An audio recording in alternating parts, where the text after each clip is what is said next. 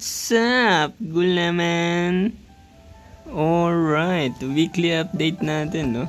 At ang DP natin ngayon, boom! 350k DP na tayo. At ang ating HP, syempre, 290 ang ating HP. At sa mga item na nagbago, yan, may bago tayong shield na kulay pula. Nakuha natin yan, tapos kinabit ko na rin itong mga iba pang stats. Syempre sa bago, may bago tayong card na na-upgrade. Hindi pala bago na-upgrade lang. Ayan. 2-star na yung isang Eclipse natin. At yung ating Virus Core dahil expired na yung ating 17 weight. Diba? Balik na tayo sa Delubio. Mahirapan na naman tayo mag PvP nito. Wala tayong aftershock. Alright. At sa ano pa ba? Statue, no? Yung pa rin. Di ba? Dalawa yung max dyan, di ba? At ito, level 1 na. Yung ating relic. Di ba? May nagtatanong kung may dagdag ba itong neutral. Itong neutral ghost. Siyempre may dagdag yan sa ating sacrifice. Para malaman mo kung may dagdag yan, kasi may bago akong pet nagpaalam na tayo kay Cat Divination, di ba? May bago tayong favorite na pet, si Shiny, di ba? Si Cat Divination ay nandito na lang sa assist para bigyan tayo ng 320 HP, di ba? Yung iba 220, yan, nadagdagan ng 100. Siyempre, bakit si Shiny? Kasi si Shiny ay binibigyan tayo ng neutral damage bonus na 20% plus 20%, di ba? At kung ang HP natin ay 70% pataas at kung mababa na nabawasan ang buhay natin, di ba? I-heal niya naman tayo.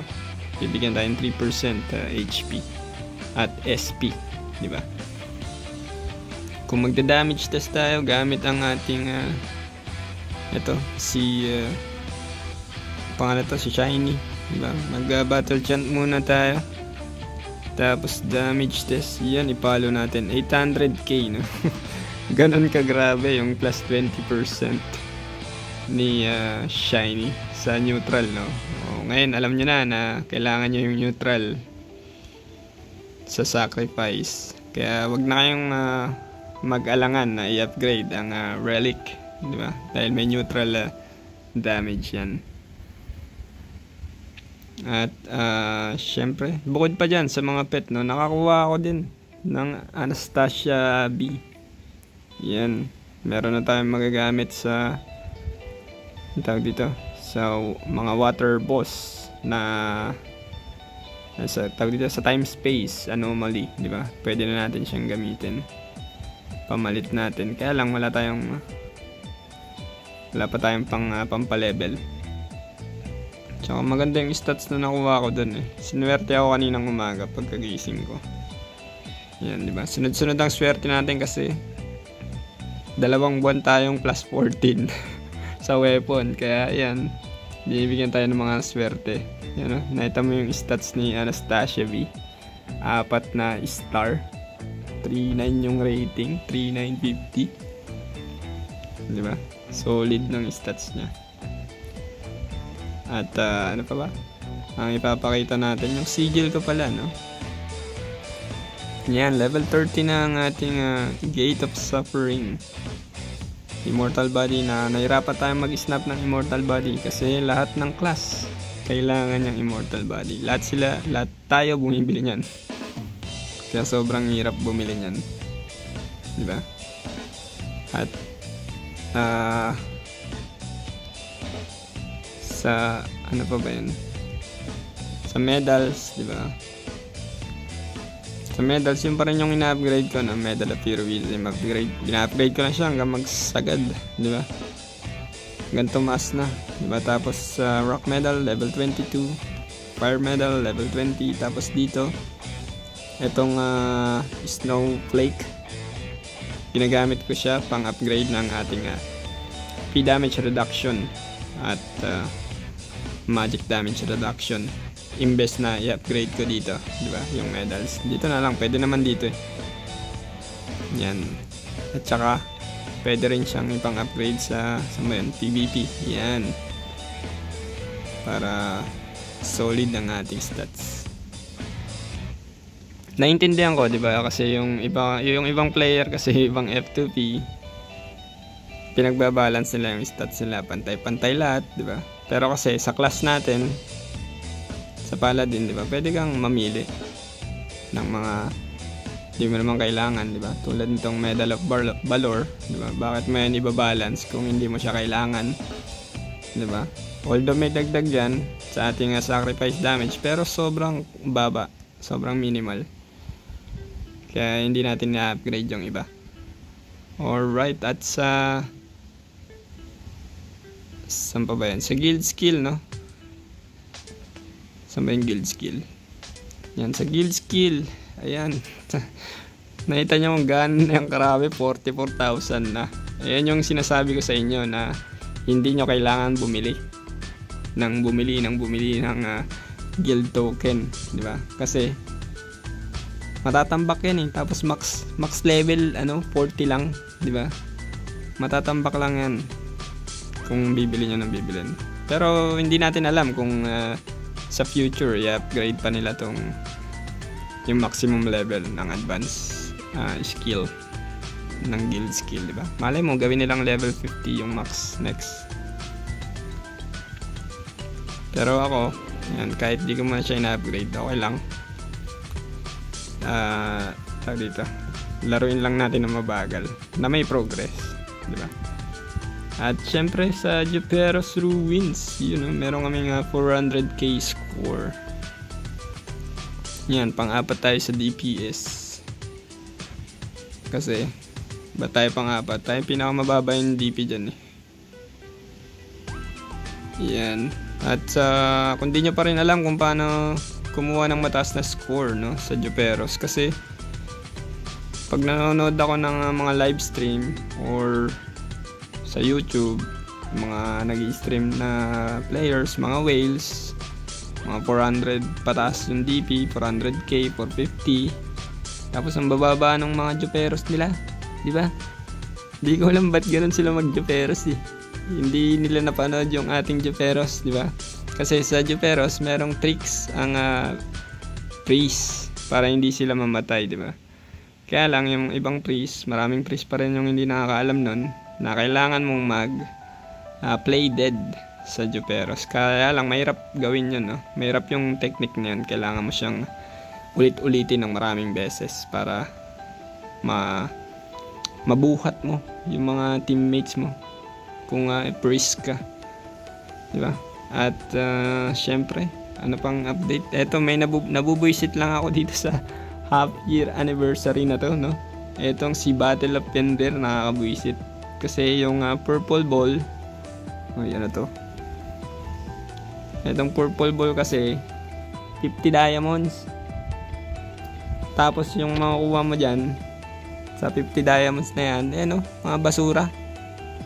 Di mo naman kailangan yung mga yan, di ba? Ang mahal niyan kung kukwentahin mo sa 50 diamonds, di ba? Isipin mo 10 mora coin, 50 diamonds.